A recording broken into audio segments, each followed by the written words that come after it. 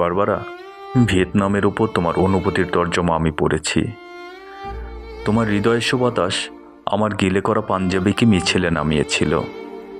প্রাচ্যে নির্যাতিত মানুষগুলোর জন্যে অসীম দরদ ছিল সে লেখায়।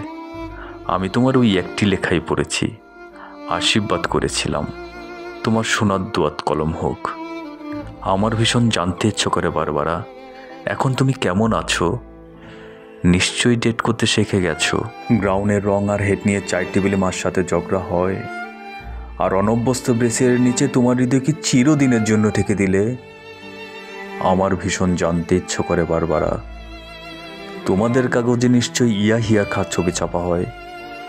হৃদয়ের বোতামগুলো খুলে বিবেক দিয়ে দেখো, ওটা একটা জল্লাতের ছবি।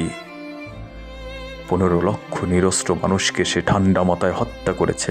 মানুষের কষ্টার্জিত সভ্যতাকে সে গলা টিপা হত্যা করেছে। অদ্ভুত জাদুকরকে দেখো, বিংশ শতাব্দীকে সে সুকৌশলে টেনে হিসড়ে মধ্যযুগে নিয়ে যায়। দিয়াশলাইয়ের মতোই সহজে ভাঙ্গে গ্রন্থাগার, উপাসনালয়, ছাত্রাবাস, মানুষের সাধ্য মতো ঘর বাড়ি।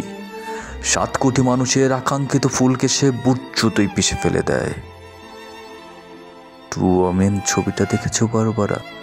গির্জায় ধর্ষিতা সোফিয়া লরেন্সকে দেখে নিশ্চয়ই কেঁদেছিলে। আমি কাঁদিনি, বুকটা শুধু খাঁ খাঁ করেছিল। সোফিয়া লরেন্সকে পাঠিয়ে দিও বাংলাদেশে। 30,000 রমণীর নির্মম অভিজ্ঞতা শুনে তিনি শিউরে উঠবেন। অভিধান থেকে নয়, 80 লক্ষ শরণার্থীর কাছ থেকে জেনানো নির্বাসনের অর্থ কি। জর্জ ওয়াশিংটনের ছবিওয়ালা ডাকটিকেটে খোঁজ থাকবে না স্বাধীনতা। আমাদের মুক্তিযোদ্ধার কাছে এসো। সাধুবাবের মর্মর মূর্তিকে গণতন্ত্র আর মানবতার জন্য মালির ঘামে বেচা ফুলের তোড়া দিও না।